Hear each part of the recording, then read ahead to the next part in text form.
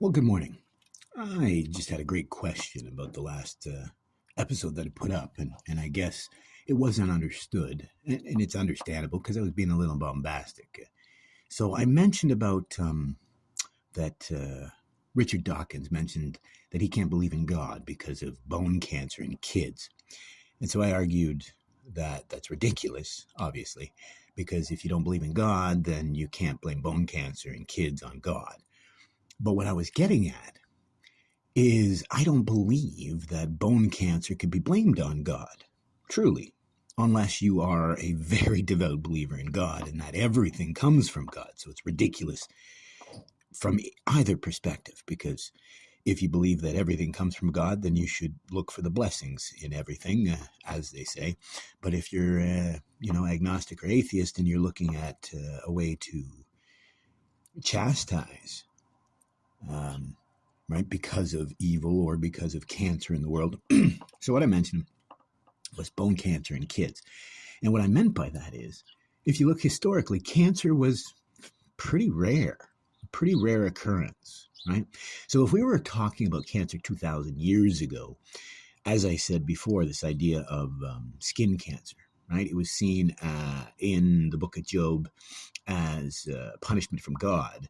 But as you learn, the story was really teaching about neuroses, like I talked about this, right? Skin disease being kind of like a, allegory for working through something within, or like, say, Jonah, who was ignoring his call to action.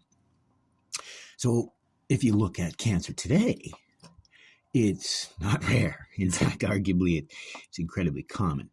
So that's what I'm talking about. So some people say that cancer has some sort of psychological connection, or it could be inflammation or what have you, but that's neither here nor there. I'm not talking about the actual cause of cancer. But if you believe cancer is from God, then I will give you, you're right. You could see the rise in cancer being kind of like Noah's flood 2.0, right? We have been very bad, and cancer is our Leviathan. But I don't believe that. So what I meant by cancer in kids, right? So if Richard Dawkins says, well, I can't believe in God because of bone cancer in kids, it's ridiculous. If you don't believe in God, then you can't blame bone cancer in kids on God, right? But what I was getting at is if you actually look at the source of most of our cancers, like if you even want to ignore the fact that cancer used to be rare and now it's incredibly common because of our pollution. I mean, look at some countries. Some countries, everything is polluted and cancer is rampant. So what I mean is, for me, the vast majority of cancer in our world could be traced to choices that we've made to pollute. I grew up on a uranium mine. And so I'll use that as an example. My father was a miner, but it's even funnier. So I grew up in a town where they extracted uranium for not just, what you would think, but actually for nuclear power generation. It's a mine that was developed around the same time as the Canadian CANDU reactor that was shipped around the world. And so I developed possibly some immune issues and allergies because of it, but who will ever know? But the story that makes it funny is my dad used to tell a joke. People would say, hey, I'd love a souvenir of some, some glow-in-the-dark uranium or some glow-in-the-dark ore. And my dad used to make the joke that just come work at the mine for a few weeks, you'll glow in the dark yourself, right? Because think about all the dust that was coming home on him. But fast forward to us moving back to the original town where my mother grew up. Well, actually, both my parents grew up. We moved back to the town where we grew up, and there was an island in the middle of the lake, the shores of which we grew up on partially. We grew up on the shores of another lake for a while as well. But the shores of this lake that we grew up on had an island in the middle. And Indian lore, again, this lake in particular was surrounded by multiple Indian reserves. My family had direct connections to one family member. My grandmother was the daughter of the chief of one of the bands. Then my grandfather was heavily involved in another one of the bands for decades, right? Helping them build, develop, economically as well as socially. And then there was another reserve as well, which we had some interaction with, but they were a little further out, closer towards the French town, about an hour away. But of course, as highways got better and vehicles got more reliable, it became easier to go out that way, right? So I grew up in the shade of multiple reserves on the shores of this lake, right? So there was no shortage of lore. Not to mention this particular series of islands. It's not just the one island in the middle of the lake. This series of islands had been fought over for centuries. And as the local lore went, one band, I think it was the Iroquois, actually had come in and fought and conquered. And the reason why I mention this, this will be related to a book review, a book that I just finished reading. But the one group fought and conquered the Algonquin and displaced them from this area that had been historically their territory. But fast forward, they were able to get this territory back. Eventually, the Iroquois had left. Now, I have no idea if it was connected, but as I said, there's one island in the middle of this lake that Indian lore said not to even have shore lunch, right? Don't stop at this island and spend any time on it. And there was an old mine that was dilapidated and blah, blah, blah. Long story short, we discovered in the modern era that it was uranium. Right? Sure, the mine was trying to get lead or silver. I can't remember exactly what the original mine was. But it ended up that there was so much uranium ore on this one island that it was radioactive. Right? And you can find this island now. It's really cool because I looked it up. There's drone footage now. You can see the whole island. It's kind of spooky. But as I said, when I was a kid, and I explored the island just a little bit. As I said, I grew up on a uranium mine. What's an extra, hour or something worth of irradiation, right? So that was a weird experience, obviously. But the traditional Indian lore spoke that that if you spent too much time on this island, it could cause, issues that children could. And this was actually the Indian lore. Before we even knew that this island was radioactive, they believed that it could cause, issues with children and such. So imagine, right? Fast forward 1,000 years, and here, no one told me, you might have to watch out, having grown up on a uranium mine, what that might lead to, what that might have for you. So this is what I'm talking about here. Even in our prehistory, humans understood that there were things you do and don't do, right? So if you ignored warnings to stay off that island and hung out on that island and you developed some sort of cancer, I don't know if I'd source that to God, right? Yes, uranium is radioactive, and yes, it can cause issues, but arguably so can watching TV, right? That's the modern world we live in. So that would be a great example. You could certainly blame the radioactivity of one island in the middle of a lake that no one knew had large deposits of uranium.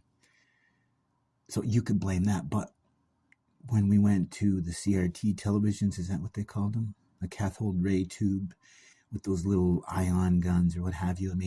Being irradiated by all of the things in our world.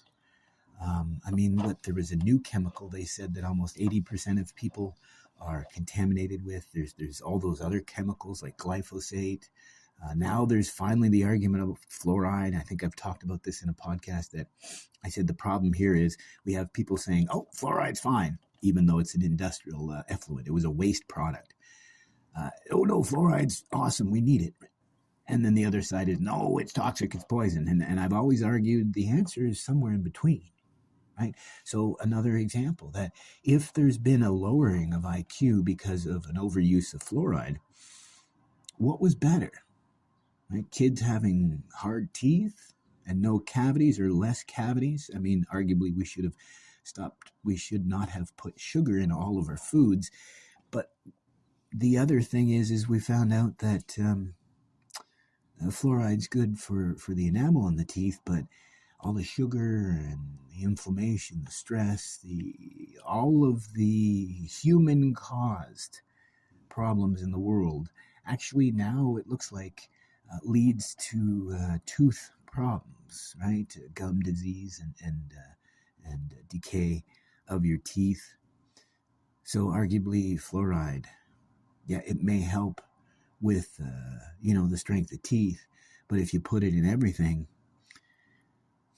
it actually can be harmful, right? So it's moderation in everything, especially moderation, right? So I'll use this as an example. The human tendency to be extreme, right? As Richard Dawkins will say, it was bone cancer in kids is why I don't believe in God.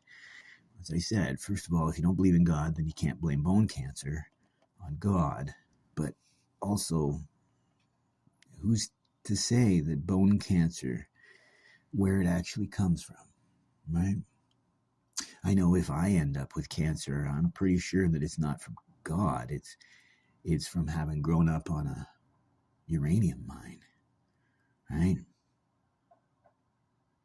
Right? I mean, arguably that seems to be maybe the true message of the book of Job is that in the story, all of his friends thought he was the source of his own problems, right? But in reality, I think the story is meant to be read as he was one of the few people who truly were suffering because of things that were out of his control. Just to remind us that the vast majority of people are suffering at their own hands. So that is what I meant by the bone cancer in kids. The source can be traced to mankind. Evil can be traced to mankind because, sure, you can point out the odd time that cancer could be, say, genetic or it could be hereditary or what have you. And maybe you may find a case where it does seem to be just really bad fate or destiny.